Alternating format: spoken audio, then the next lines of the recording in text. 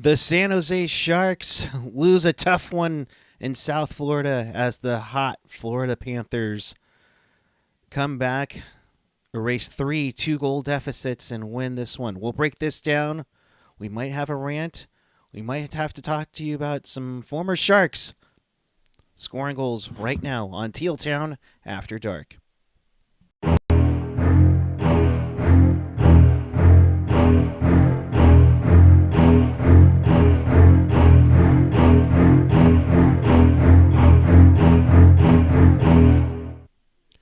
Good evening, everyone. It is Saturday night, January 29th, 2022.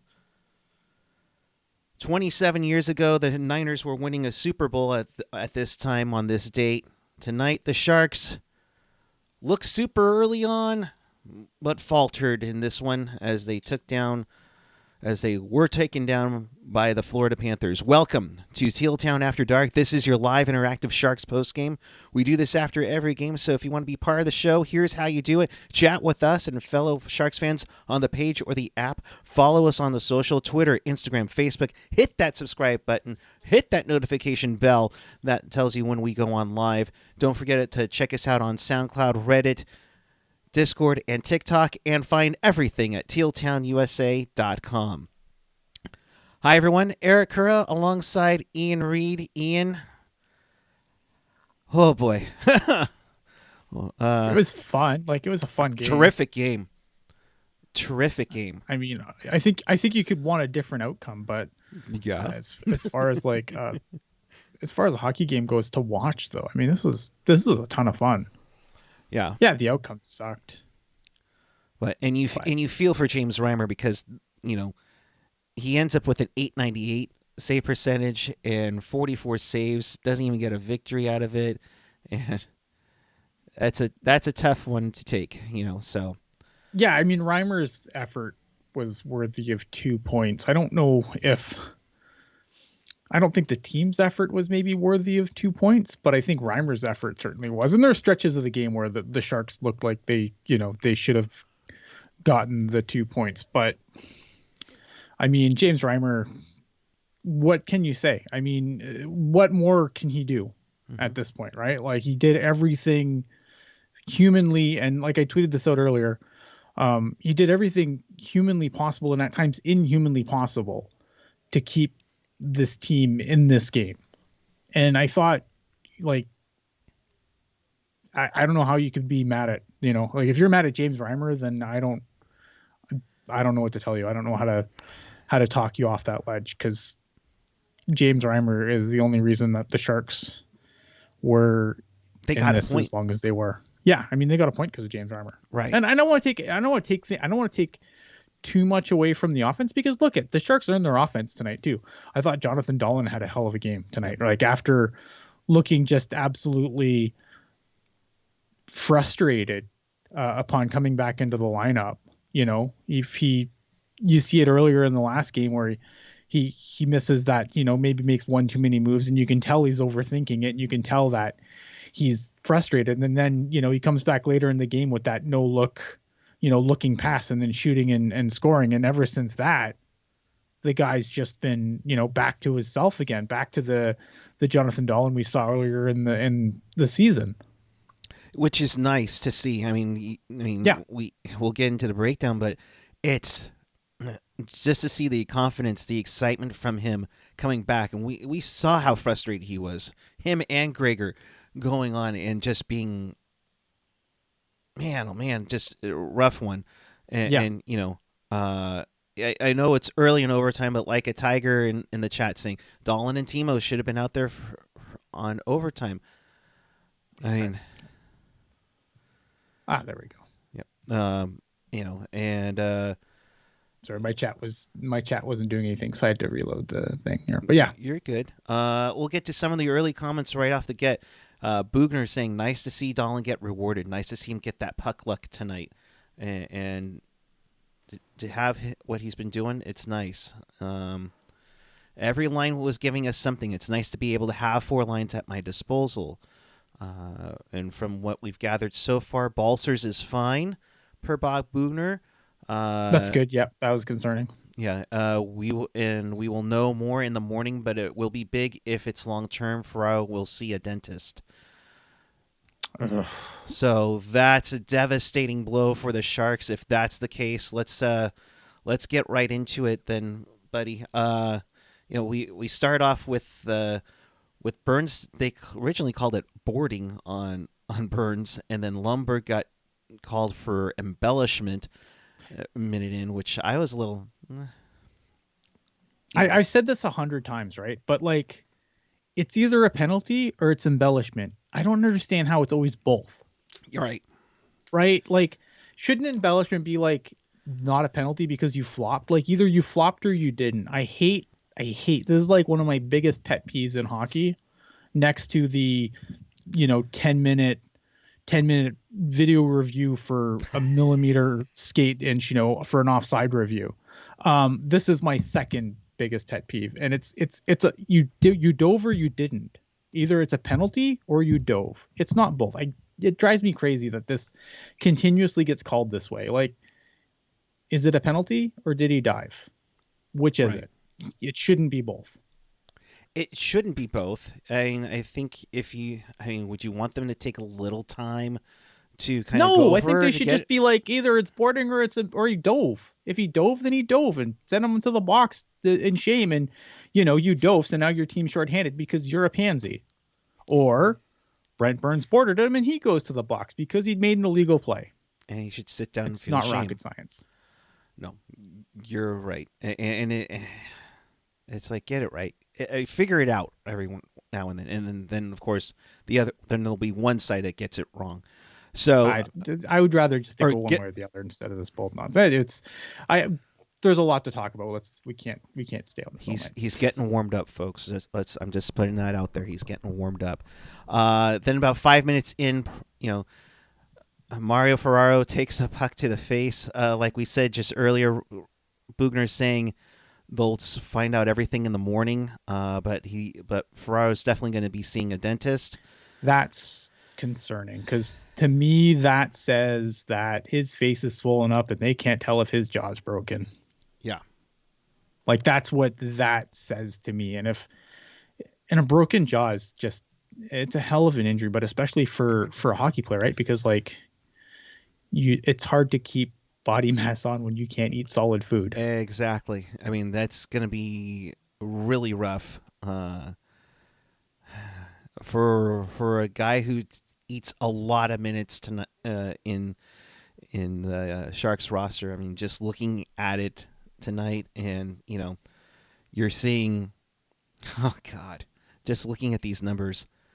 Radim Shimmick 14-15, Nicholas Milosh 22-17, Mark Edward Vlasic. I don't think he's seen 23 minutes of ice time, in what 2-3 years. But Brent Burns playing over 33 minutes tonight for a game that went almost 62. And these guys got to play tomorrow. Yeah, it's not none of this is ideal, right? Yeah. I joked on Twitter that I was curious to see who, like, with Ferraro possibly being out, like who's gonna come into the lineup instead of Merkley now. But because they're on really Merkley, because like unless they're gonna fly someone across the country tonight just to keep Merkley on the taxi squad. I mean, Merkley comes in now. But I joked, who's Bob gonna bring in next? That's not Ryan Merkley at this point. Magically, Nikolai Knizhov is coming. No, I'm kidding. Maybe Middleton can draw back in. I mean, I think that's the one guy where like if Middleton draws back in, like I'm not angry. Like Middleton's more than earned his spot this year. But I feel like if Middleton can't go, it's got to be Merkley, right? Like it's got to be. I mean, they have said that Middleton's close to playing, that he's been skating. But if you lose Mario Ferraro, who's been, let's be honest, he's been probably their best defensive defenseman in the last couple of seasons. It's a big blow. You could say it's almost as big of a blow as losing Hurdle or Couture a couple of years ago, or losing EK. Yeah, I mean losing Eric Carlson sucks. Like I you have to be dense to think that losing Eric Carlson at this point is a net positive for the team. Like I don't. Right. How fucking dense are you? If that's your opinion, like if you have that opinion, I mean that's great. You know, everyone's allowed to be an idiot. Yeah. So we'll see what happens there. We'll keep you up to date if we hear anything more, but it looks like it's going to be a decision once they get into Raleigh tonight or tomorrow morning as to what they do with Mario Ferraro. Moving onward, the Hurdle gets things going early on, about 6 minutes in, like a little bit right after Ferraro takes the puck to the face. He gets his 22nd from Rudolph's Balcers, which, by the way, yes, Balcers and Barabanov were playing tonight. They are not the same person. It just seems like one of them will be playing and then the other one is out. So a nice goal from Hurdle to make it 1-0. What did you take from the opening goal? Opening goal. I mean it was I'm trying to remember. This period like flew by so fast. Let me see here. What was the first? That was Hurdle's goal, right? That was Hurdle's goal. Yeah, it was from Balcers. Right. Yeah. No. Really big nifty play by Hurdle because he kind of like Balcers did make a nice pass, but Hurdle really did the majority of the work. Gave it to Balcers, who had the smarts to give it back to Hurdle and let him finish. So. And just picking it, I mean, it was just like a quick little wraparound, but he went far side with it. It was a nice goal there to make it 1-0. Then Duclair would take a little shaky goaltender interference call. He did run into Reimer, but I didn't think it was like egregious. But the Sharks get a power play, and Jonathan Dahlen, yeah, let's go, buddy. You know, he gets his first of 2 power play goals on the night from Gregor. Nice little stick handling, reminded me of his dad again to make it 2-0. And I thought, whoa, these guys are looking good against the best home team in the NHL. Yeah, I mean, the shot. I mean, the one thing that, like, I agree, like, the stick handling and everything, but the shot on Dahlen is just unreal good. Both the goals tonight he had, I thought, just snipes. Absolute snipes to the back of the net by Dahlen. And again, when he's not, it seems like he kind of got that monkey off his back, because I thought he looked a little frustrated, but now the pucks are going in. Like he seems like he's significantly better when he's not thinking about it. He's just doing. And I think there got to a point before he scored that goal last game where I think he was thinking too much. He was doing too much to try and force things in. Now he's just trusting in his ability to shoot the puck again, and they're going in. Yeah, and it's nice to see and getting those nice shots off, and definitely using his stick handling abilities to make it happen. So that makes it 2-0 San Jose. At less than 2 minutes later, Forsling gets one back. A little scrappy move. Speaking of snipes, though, oh my goodness, what a goal! Right, he made it 2-1 after one to give Florida some hope, and I thought both teams played fairly well. I mean, the shot totals were ridiculous. I mean, they were both in the teens after one period, and it showed. It was definitely a fast-paced game for sure. Oh yeah, like the first, I said again, I should just maybe I'll just post my Twitter in the show notes, and I won't have to say anything on the show. No. I was like, in the first intermission, I was like, is this thing over yet? Like, that's how fast the first period felt like it went by. Like that, the intermission by contrast felt like it like moved at like a glacial pace. Like, and I know there was more time played in the first period than obviously there is an intermission because of stoppages in play, and intermissions are 18 minutes, but it felt like forever between the first and second period because of the pace that the first one had. And I thought, right, to kind of cap off the first two, like, Forsling scored, and you kind of felt it was coming because, like, the Sharks had some good chances, but it was kind of playing a little bit of a track meet. And the shots on goal kind of surprised me after the first, because I'm like, there's no way there's been that many shots on goal for each team, because it didn't feel like that. But there we are. I mean, up 2-1. the shot total was just ridiculous Mm-hmm. after one period. And then after two periods, I think it was like 36-24 in favor of Florida. Granted, Yeah. the only goal that occurred was Matt Nieto getting his fourth of the season from Bonino and Vlasic, and stick taps to Bonino and that line.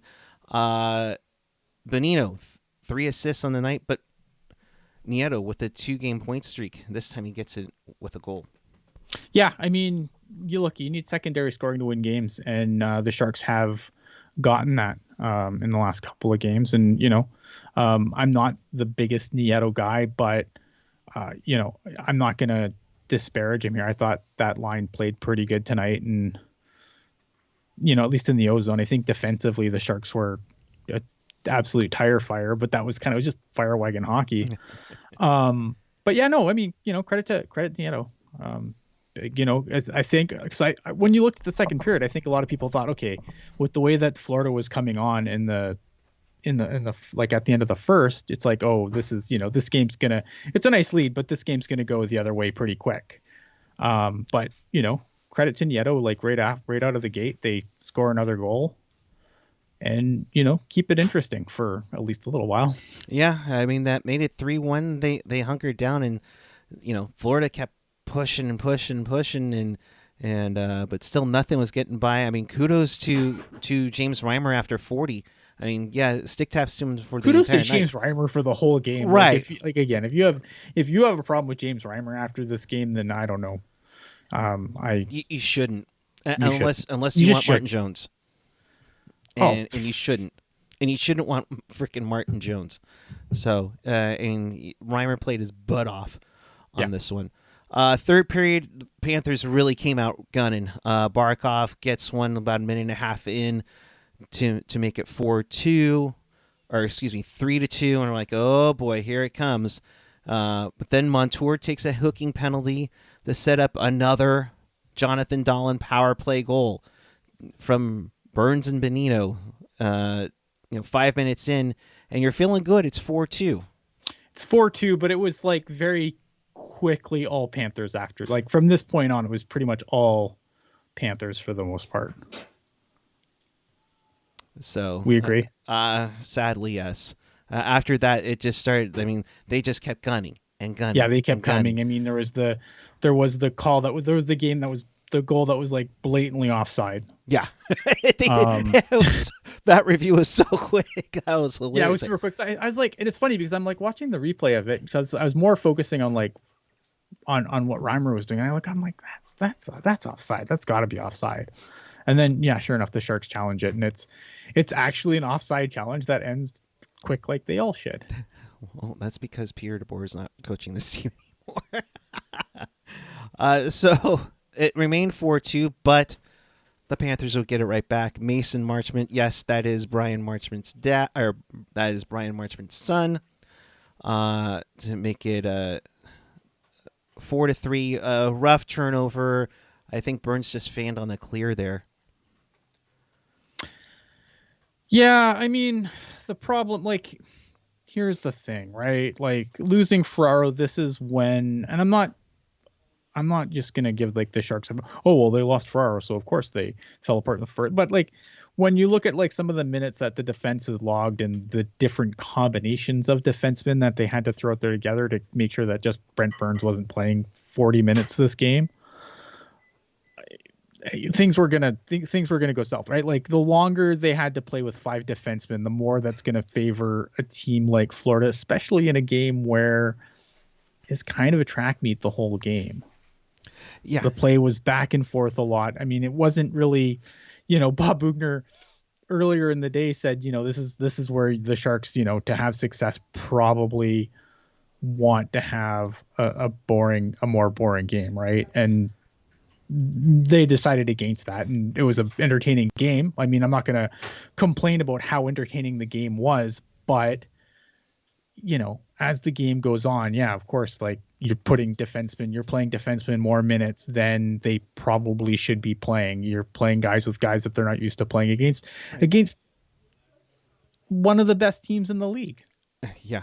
I mean, right. And yes, Joe Thornton is 40-something years old, and he can be load managed like Kawhi Leonard from the Raptors during their run.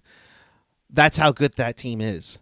Yeah. Huberdeau is a freaking stud. He's been a stud for years already. But then, and I'm glad the broadcast gave, Barkov the love that he deserves, because I know he doesn't get a whole lot just because of where he plays. But man, Yeah. that guy is freaking amazing. Oh yeah, if he played in a New York or a Toronto or something like that, like he would be an absolute rock star. And he is an absolute rock star, but yeah, he would get way more. You get more flowers when you play in bigger teams. Like that's just the way it works. So Marchment made it 4-3. Then, like less than 2 minutes later, Huberdeau with his 17th ties it up. And I'm like, you kind of, unfortunately, and even Randy said you knew it was coming.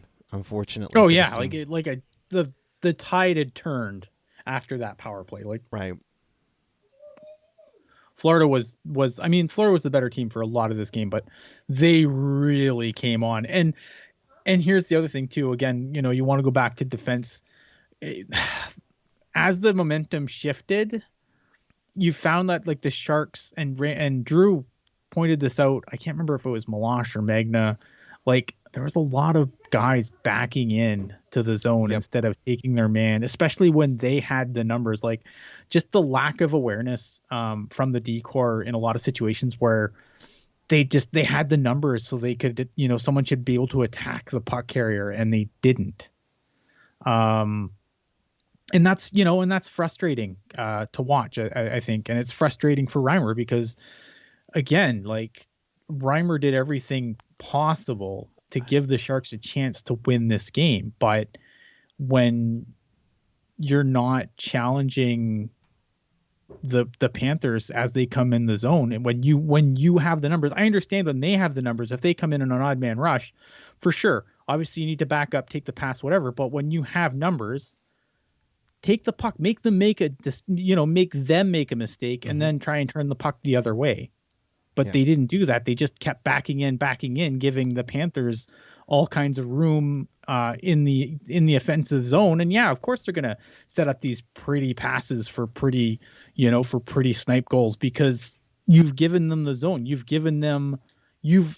playing the game on their terms in your zone, and that should just not happen. And that's that's partially systems, that's partially inexperience for some of these guys, and it's partially guys that are probably a little bit tired too. Like it's a whole combination of a lot of different things, right? Yeah.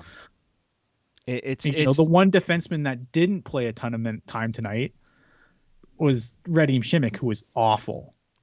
Like by far the worst D-man on the team. And for a guy who has the number of, you're going to expect problems from a guy like Nick Milosh or a Jacob Magna, right? Guys that don't have a ton of NHL experience. Radim Šimić's been there, done that. Like he shouldn't be the worst blue liner on your team. I thought Vlasic was fine tonight. Like I don't think there was times where Vlasic kind of got himself in trouble, but all in all, I thought Vlasic was fine. It's like he elevated his game when he jumped up into the lineup a little bit more with Ferraro going on. I noticed he was out there with Burns for a little bit, but yeah, here's the thing, and I know plus minus is such one of those ticky tacky stats, but Vlasic was a +2 tonight. Šimić, who only played 14 minutes, was a -3. And granted, Burns, who and AJ bringing this over, it's the most that Brent Burns has ever played in a regular season game. Compared to 13 years ago. It's not ideal. I mean, but what are you going to like? I don't like it, but I understand it, right? Like Burns is going to you're down a defenseman. Burns is going to have to log a ton of minutes. I get it. I don't know if but at the same time here, right? Like this is where lineup decisions, you kind of have to question them, right? Now, obviously you didn't know you were going to lose Ferraro. Right. So that's fair. But in a situation like this, wouldn't it have been nice to have Ryan Merkley to start that overtime period instead of Brent Burns, who'd played 33 minutes? Damn right. Right. Now, again, You don't know you're going to lose Ferraro before the game, but even with Ferraro in the lineup, like Ferraro's not your super offensive guy, right? No. Like, I don't know. It's frustrating. Yeah, the benefit of hindsight a little bit there for sure. But like, and I don't even know what Brent Burns was doing in that overtime. Like, he goes in, I don't know, maybe he's like, well, I've got like enough gas in me for one rush, so I'm going in. Let's go, boys. And then the other guys are like, no, I think we're going to stay back and play defense and we'll let you go in by yourself. And then you never have possession again. Like, I don't know what that play was because Burns shoots into the zone. No one backs him up. And then guess what? Well, you lose the puck because Burns isn't going to 1-on-3 through 3 guys after playing 30 minutes. Yeah. And then you never get the puck back and then they score. Yeah. No, it was a weird scenario. Yes, okay, Burns is going in. Okay, somebody's got to back him up just in case. But both of them backed up, and that's the tough part. Burns is like, let's go, boys. Let's get this done quickly. I want to get on the plane to go to Raleigh. I've got no gas. Like, I've got enough gas for one rush, boys. Let's go. Right? But I mean, I don't know who you play instead there because that's the problem, right? With Ferraro being out, like, who are you putting on the ice in that situation in overtime, 3-on-3? Well, and be honest, after Burns gets off the ice. Right. Like, who else is going on? Magna? Vlasic? Malash? I mean, yeah. I mean, sure as fuck not Shimmick. At this point, I wonder if you'd go 3 forwards. I would, probably. I think that's how you're going to do it. Maybe you have somebody... maybe defensively sound, but has a scoring touch. But I mean, shoot, man, that's a tough one to call. And I would have to, if it were me, you go 3 forwards for one of the shifts. For sure. Yeah, you take someone who's maybe a little more, I don't know, a little more defensively responsible, like send Hurdle out there. And of course, in the end, Huberdeau. Send Hurdle out as your, like your point guy / guy who can come back and play some defense. Like, I think Hurdle plays 2-way pretty well. Yeah. No, I think that's where you do it. William Vogel says Magna, he was the least worst. Oh, God. No. I mean, it is what it is.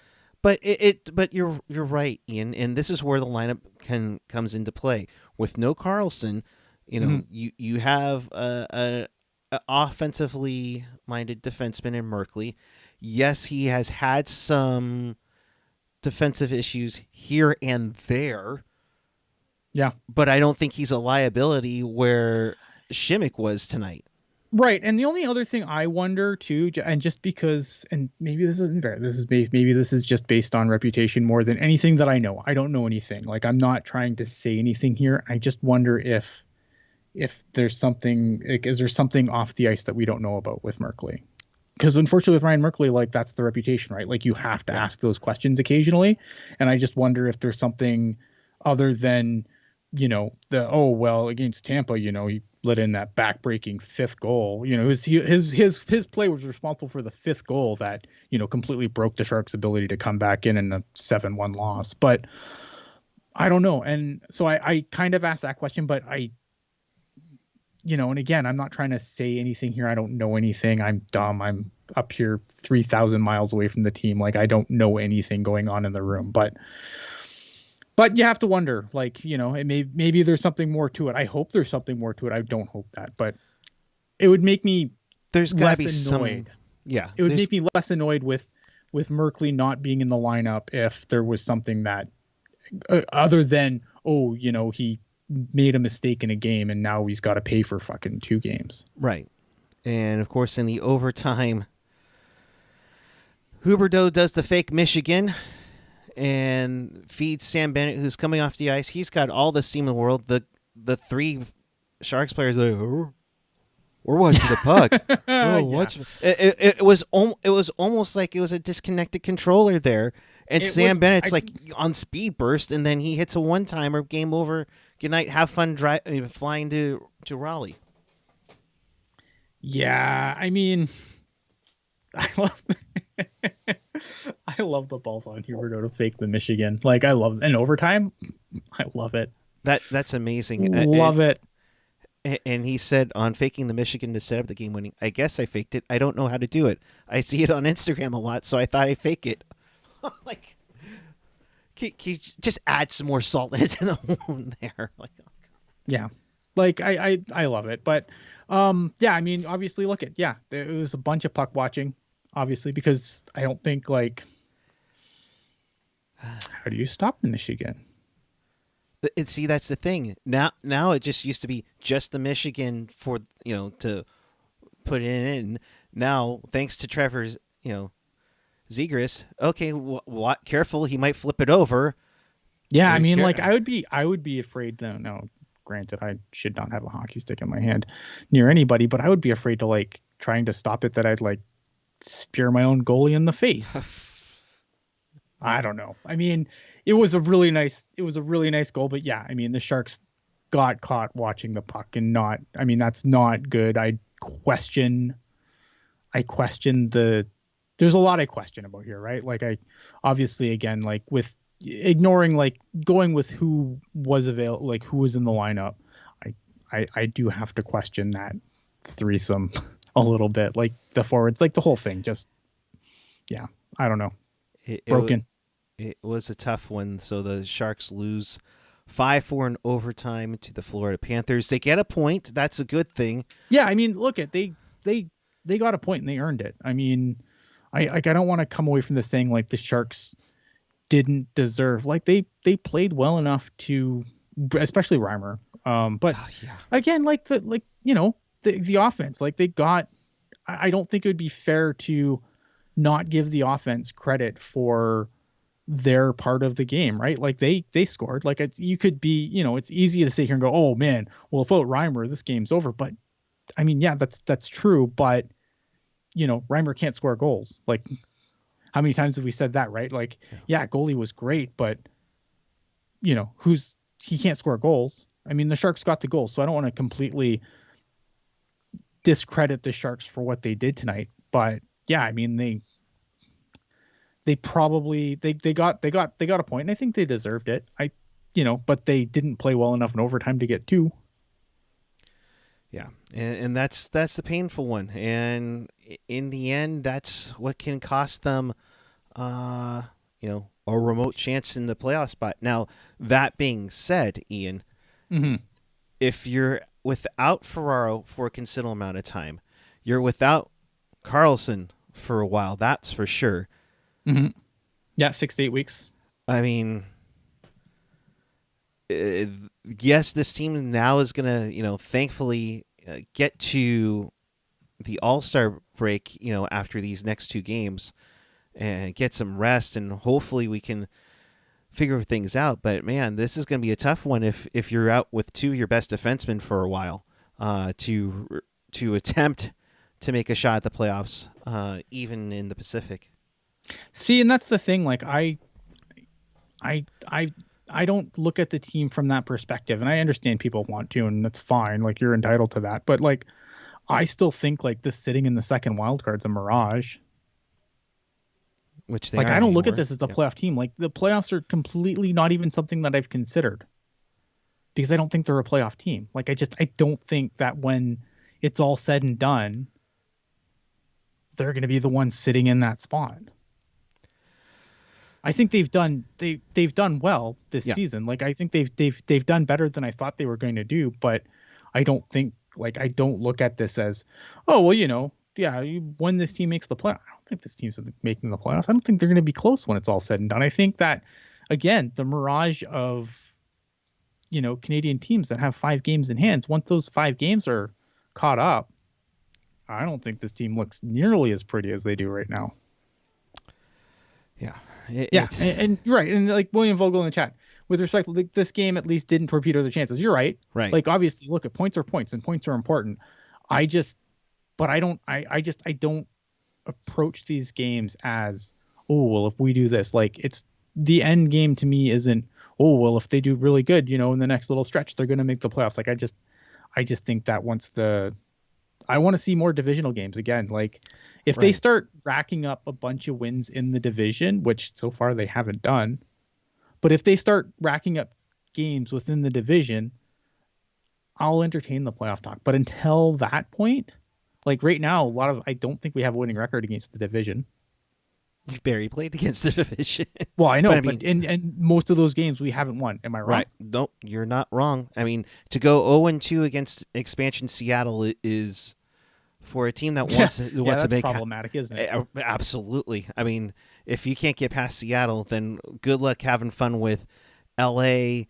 and Anaheim. And Yeah. oh, by the way, there's this team up in Edmonton that just got another player playing tonight. I don't know him. I don't know him either. I mean, but I mean, they're getting on a roll now. So it's going to be tough, but it's going to be interesting. And I think Tom Dolan said something earlier, let me pull it up here. Realistically, we're evaluating young guys against superior competition, and getting our heads kicked in at the end is educational in terms of what good teams do to win. Yeah, absolutely. I'm not. Yeah, I mean, Florida's a better team, and and the Sharks hung with them by hook or by crook most of the game. Credit to the Sharks for that, for sure. Absolutely. Right. It's absolutely learning experience. I just wish that, again, that guys that I expect to be on this team down the road are the ones playing the games.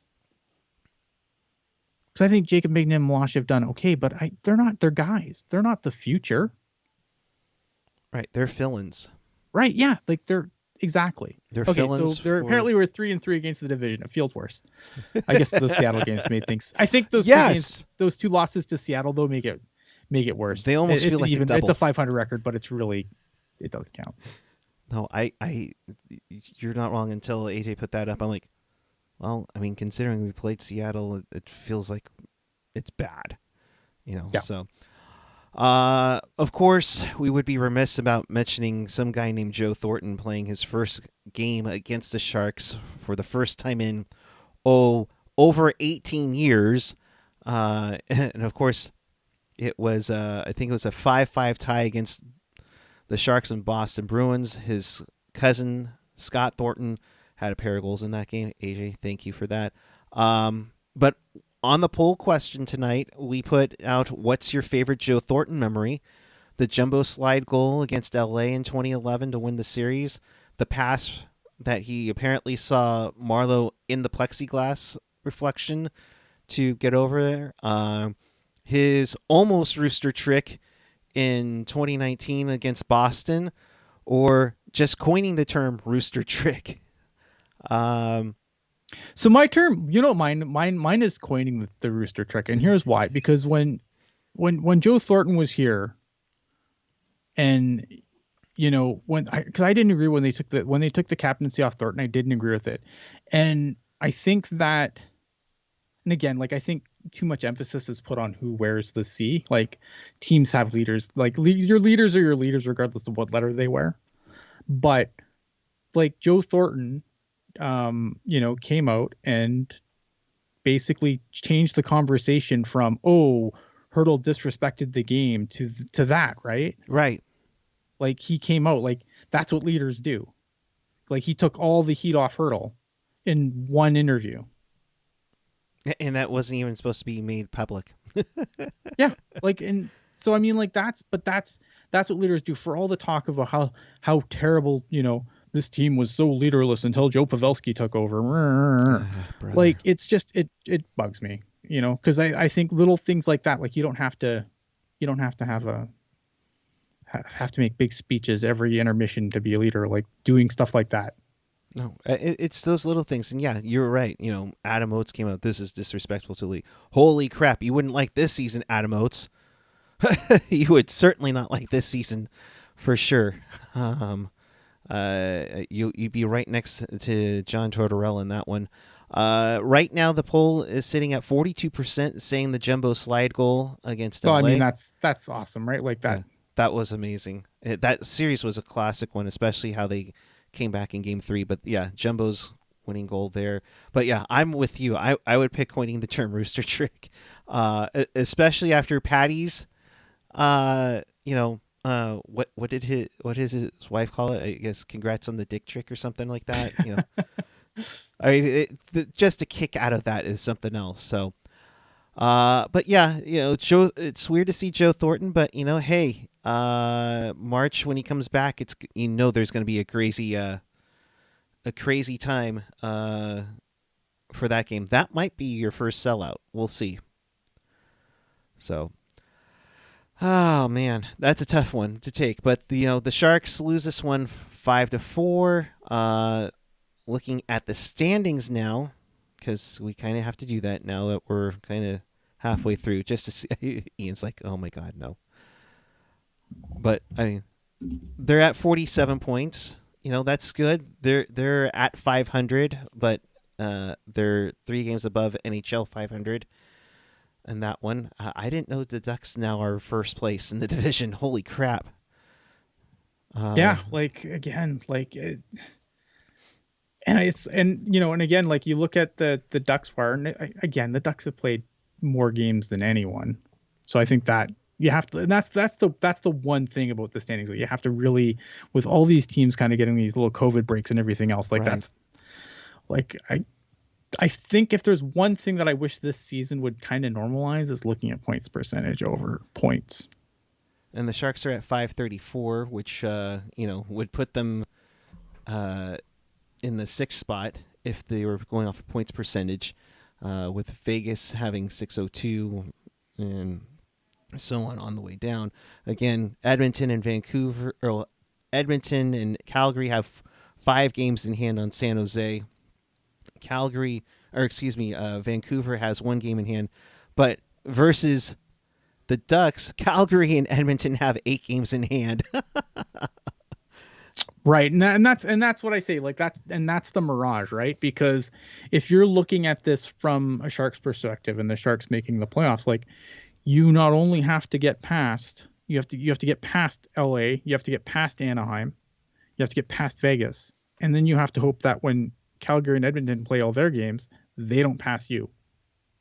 Yeah, it's that's why it's a mirage. Yeah. And especially with Anaheim playing the most games out of the division, it's nice to see them be first place in that perspective, but don't get used to it. So I think the Ducks have had a hell of a season, though. Oh man, I didn't expect them to be this good. Found money for them. I think we expected all 3 California teams to improve, but not like this. No. So, as for the wild card, okay? We San Jose's in the second wild card for now. Mirage, indeed. Calgary plays later tonight, don't they? Mm-hmm. It's Saturday night. They gotta. Yeah. We'll get to some of the. They play Vancouver tonight. Yeah. They're probably the second half of Hockey Night in Canada. Sure. Yeah, probably. Sure. Yeah. Speaking of Hockey Night in Canada, we'll do our wraparound. Laurel, sorry, I can't give you the info. Evander Kane gets his first goal of the season as the Oilers lead 6-2. They're going to win that game. Leon Draisaitl gets to 30th of the season. Here's the thing, right? Here's the script for what's going to happen next. He's going to do really good, and he's going to be a model citizen. Then he's going to get a contract, and then it'll be all everyone else's fault when everything goes wrong. It's like we've heard that before. It's like we've seen the script before. Whatever. Leafs and Red Wings are tied 4-4. Michael Bunting with a hat trick. Who? I love Michael Bunting. Yeah. It was a great pickup for them. Larkin also has a pair of goals as that goes late into the third. Vegas and Tampa are going into overtime as we speak. Colton and Perry for the Lightning. Howden and Carrier for the Golden Knights, which means none of the guys who usually are going to get those goals are doing that right now. Final just in, the Whalers, also known as the Hurricanes, won 2-1 tonight, so they're playing back-to-backs in that one. So Svechnikov gets the game winner in that one. The Sabres and the Arizona State Coyotes. The Sabres are up 2-0. let me ask you, Ian, who would you rather be? Buffalo, with their nightmare and trading Eichel and everything, or the Coyotes, who are on the verge of playing the next at least 3 years in a 5,000 seat rink? Oh, I'm glad you brought this up. I would want to be neither, but if I'm, Oh, come on! well, I mean, let me tackle this from two different perspectives. Go for it. This Arizona thing first. Like, if I'm the PA, I am livid right now. Absolutely. Livid. Because now I know people are going to be like, oh, well, 5,000 people's, average Coyotes game anyway. No. Okay, first, you're Sharks fans, shut up. Like, we have no room to poke, throw stones at other teams for attendance right now. So Sharks fans, just shut up for a minute. And my beef isn't with Arizona fans here, right? Like, if you're a Coyotes fan after this chain of gong show ownership groups and drama and everything else this team has been, like, God bless you. Because like, like if you have stuck through that team through this, like, best fan in hockey. Right? It's so devastating to hear this, you know, because... Let me finish here. Sorry. Go. But if I'm the PA, like, it's not about, how many people will actually fill the barn. It's the potential, right? And if you're telling me this team gets to play in a 5,000 seat arena, which, I remember when Winnipeg came in and everyone's like, oh, that's an AHL arena, it's too small. But this is okay? Like, how is this okay? Like, if you're, and going back to what I said, like, the PA, like, if you're a Players Association member, you're paying escrow because, you need hockey revenue to be up. Like, I don't think that the PA have any recourse here as far as, like, can they pitch a fit and grieve this or something? I don't believe so, unless if, like, the Coyotes, whatever facilities they're going to using aren't up to, like, NHL snuff, then maybe they could get a grievance out of that. But as long as they, as long as all their stuff that they need is up to snuff, I think the league can get away with it.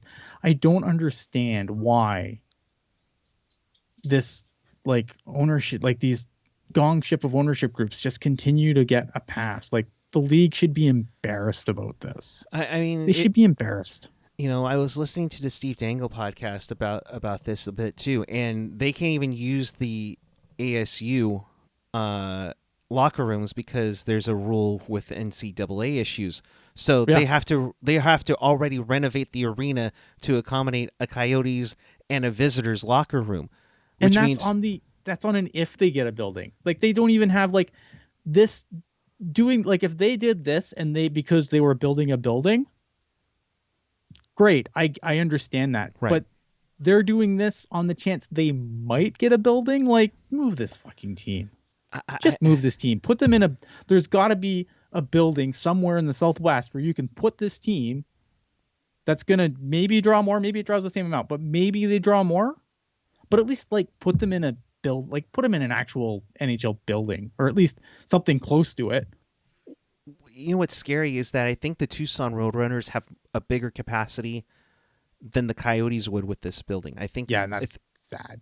That's pathetic. I mean, and with all the renovations, they would at least, at this point, the Barracuda new arena could be bigger than what would be fitting into Arizona Coyotes. I mean, it's just ridiculous to do it. PG-48, how do you pay an NHL roster with only 5,000 fans? Revenue sharing, which the Coyotes already do anyway. Like, the rest of the league subsidizes them. Yeah, I mean, Tom Dolan's saying, move them to Salt Lake City. Salt Lake's not exactly... Even Houston. Houston's probably the one that's, like, ready to go. The same with Kansas City. In that term, of course, Quebec City is going to come up the yin yang now. No, you can't. Okay, here's the problem, though. You can't move them to the east because then you have to move another team out west. That's what I was going to say, is that you run into realignment issues, and you already gave the promise to Columbus and Detroit to keep them out east. Well, that's it, right? And so you're going to kick back west. You have to click one of them back west. Right. One of them has to come back west. So it's either got to be Detroit or Columbus. Neither of those teams are going back west without kicking and screaming, nor should they.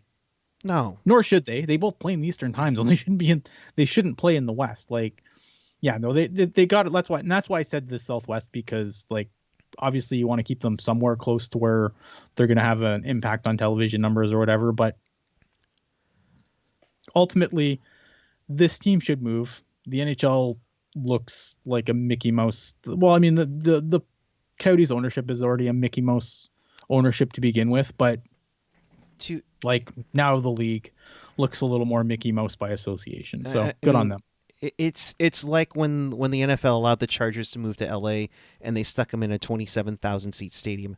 I mean, it's unacceptable. And yeah, and like here's the thing, right? Like I'm a big proponent of like you have to put hockey in dumb markets because that's how you grow the game.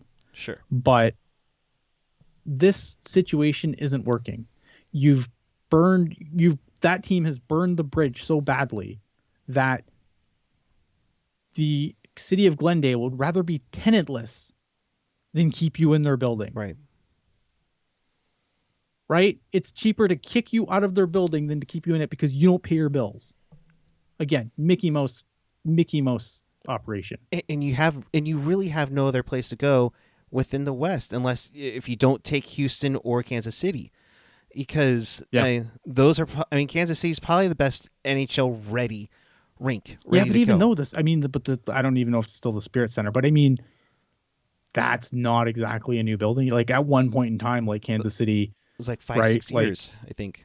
Oh, if Spirit not Center's more, be older than that. But yeah, I mean, it's within at least the last decade, right? Yeah. Yeah, I mean, I don't know. I feel like we've been talking about Kansas City for a long fucking time. So that building's got to have been there for a while, right? And I'm not saying that they don't deserve. I'm just saying like it's not like, it's not like say I'm using Quebec City only as an example as far as like it's not like the Videotron Center, which is like a few years old. I'm trying to pull it up right now as we speak here. I'm curious now. And by the way, it's because of that whole Sprint and T-Mobile combination. It's the T-Mobile Center in Kansas City, not to get confused with the one in Las Vegas. Let's see. It opened in 2007, so you're right. Yeah, it's longer than that, but it holds 17,544 for hockey. For sure. But do you have an owner there? That's the other question, right? Like, right. I feel like if Kansas City wanted a team, like we would have heard someone would have said something, right? Where we know like there has at least been interest, like obviously in a place like Quebec City, obviously there's interest there. We've heard rumblings of interest in Houston, but we've never heard anything about Kansas City. And that's the thing. There's got to be a desire from an owner too. Yeah, absolutely. Yeah. And like if I'm the league, I would make the Coyotes sell. I mean, so yeah, I guess I mean it's hard, right? Because I think both teams, like going back to your original question, like which would you rather be? I mean, both teams have terrible fucking owners. Right? No, you're not wrong. You are not wrong. Look at like Buffalo on the Buffalo side of things. Buffalo's a team where you want to talk about destroying fan goodwill. Yeah. Buffalo used to be one of the best TV markets in the NHL. Yep. That those days are long gone. No. Like I don't know how you rebuild that.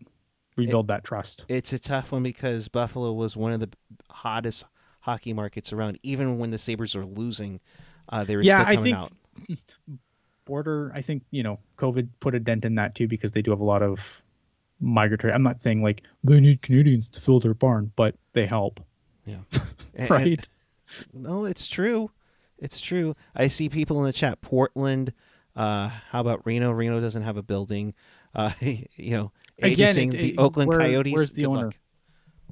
Yeah. Where's the owner? That's my question. And again, the only reason I mentioned Houston was because that's the only place where I've heard interest other than Quebec City in the last little bit. If Vegas wasn't around, I'd say put them in T-Mobile Arena. That would have been great to test the market. It would be, it would be fairly near for Arizona, but now it's like. Yeah, but here's the other thing too, right? Like, I'm curious if the Coyotes did have to move, and I think we're not there, and I don't think we'll be there. But I'm curious what that relocation fee looks like, and with what expansion fees are now, I wonder what that relocation fee looks like if they went down that rabbit hole. It was about a decade ago when the Atlanta Thrashers moved to Winnipeg for like I think $175 million on top of a relocation fee. You have to think. Yeah. You have to think.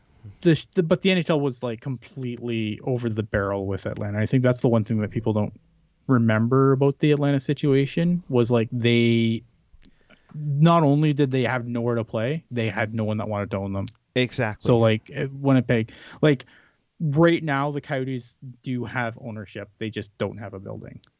If their ownership decides, well, screw this and dumps in the NHL's lap, watch how quickly they move.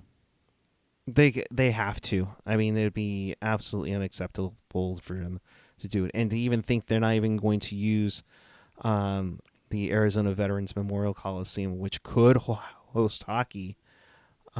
Is it? Could they host hockey? I don't know if it's set up for hockey. Is it? It was set up. I mean, they probably have to make some renovations, but I believe that's where the IHL Roadrunners play too. Would you want to make renovations for a 5-year stay? Like if you have to, because that's the problem, right? Like if it's only a temporary stay, do they want to? Them being the Coyotes want to retrofit an arena? For 5 years?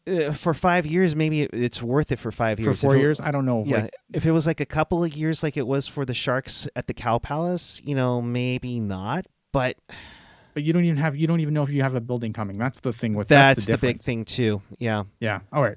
We've killed this topic. We've made the desert dog yipe. All right.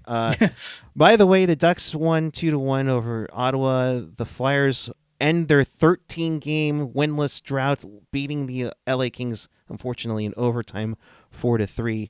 In that one, Jets beat the Blues 4-1, and that's it for your wraparound. So we'll be back with you tomorrow during the biggest football games in the Bay Area. What's going to be watching? Oh, by the way, Pugnologists will follow Niners and Rams for your viewing pleasure. So we'll be back with you on that one. Ian, let's just make it a 20-minute show and we can get out of there and watch back to the game. No, I'm kidding. The Sharks did this. Good night. Yeah. The Sharks won. Good night, everyone. And Ferraro's out for the year. Yeah. No. Oh, what do you do tomorrow? Huh? That's a question though. What do you do tomorrow? James Reimer got shelled tonight. And taking on 50 shots, and you got to go back to him. Put Sawchenko in tomorrow? I would. I think you have to. In the second set of back-to-backs, plus you got to go up against Tampa on Tuesday. I think you have to go Sawchenko tomorrow. Do you either put Sawchenko in for Carolina or do you put Sawchenko in for Tampa? I think you put him in tomorrow because it's a back-to-back game. Reimer got absolutely shelled tonight. We've already had Reimer go down and miss some games with bumps and bruises. I think you put Sawchenko in and you hope for the best because we don't know how soon Aiden Hill's going to be back. Right. I don't think you risk losing Reimer too. I'm not saying Reimer's but you don't.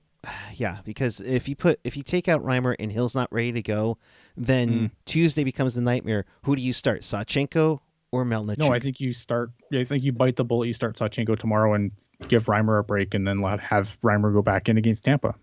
Yeah, I think that's what you got to do. I mean, I get that you want to put in Reimer, but let's be honest here. When it wraps back to the Merkley chat, he'll go back to his veteran. If Merkley doesn't, I don't know. He might. I mean, you might start Reimer tomorrow. I just think after tonight's game, I think Reimer earned it's 2 points, but at the end of the day, it's 2 points against a non-conference team. All the points matter, but it's not a divisional game. Yeah, and AJ mentioning Bugner sounded like he was going with Reimer, but he could get talked out of it. So I don't know. I mean, I think you ask Reimer how he's feeling tomorrow, and if he's not feeling tippy top 100% ready to go, I think you put Sawchenko in and just hope for the best. Yeah. Or like we said, do you go Reimer tomorrow with the hope Hill is ready Tuesday? No, I don't think you don't risk it. Again, because I think tomorrow you're playing against the Carolina team that's going to do similar things to what this Florida team did. I think it's going to be another long night for whoever's in goal. Yeah. I don't know, man. I might start. I'm not even a big Zach Sawchenko guy, but I just think in this situation, I would probably play it safe and start Sawchenko and let Reimer go against Tampa. Or if Aiden Hill gets back in, then great. But I think that's a big if right now. And with it being a 5:00 Eastern time game tomorrow, good luck trying to get somebody from the Barracuda over. Oh, no that's matter not what. Yeah, thank God for the taxi squad. Indeed. So yeah, I think I would start Sawchenko tomorrow, and just and let whatever come may come. Then and then you get back onto it against Tampa. Yeah, and for that matter, after Tampa, you have 13 days off. Right. Yeah. I mean, I guess that's an aspect too. I would just hate to see something happen to Reimer because you've put him in on 2 nights where he's just going to get shelled. Yeah. Like if he faces another 50 shots tomorrow. Oh God. Right. Yeah. Like I understand points are important and winning's important, but I don't know how many games you're going to win without James Reimer in net going forward because you completely run him into the ground in 2 days. Yeah. We'll see what happens. And it should be an interesting decision no matter what. So in case you missed anything, Aaron Dell is available. Just saying. In case you missed anything, he's suspended. Well, that's true too. In case you missed anything or want to watch this again, check us out on tealtownusa.com or your favorite podcatcher, Apple Podcasts, Google Podcasts. Smash that subscribe button. SoundCloud, Spotify, TuneIn, iHeartRadio. Always at tealtownusa.com. So with that, we're going to rest our voices. Maybe some... I don't know what's going on today. It's weird. Diet Pepsi and just take it easy. And we'll be back with you tomorrow. I might be in red and gold, so be forewarned. It's not me rooting for Carolina. For Sharks and Canes, that's a 2:00 start on the Pacific Coast, 5 p.m. East Coast time, which means, yes, we will be with you following that game and in the middle of the third quarter of 49ers and Rams. Also at 7 p.m. on Sunday will be the Pucknologist, your recap for Sharks this week with AJ and Jerk. So it'll be an interesting, filling, hockey-filled night. Screw football. Ian, your final thoughts. Final thoughts. I don't know, man. It is what it is. Like tomorrow's gonna be an interesting game on so many levels, and I'm really looking forward to it. So I don't know. Let's see what tomorrow brings. I will be back. Yes. I'm going to save some thoughts for then. Oh, boy. If that's not a tease, I don't know what is. So if you haven't hit it already, hit that subscribe button down below and check us out there. So until then, keep it real, keep it teal, keep it real teal. The conversation now jumps over to the Discord where the talk never stops. Until then, we'll see you tomorrow, everyone. Have a good night.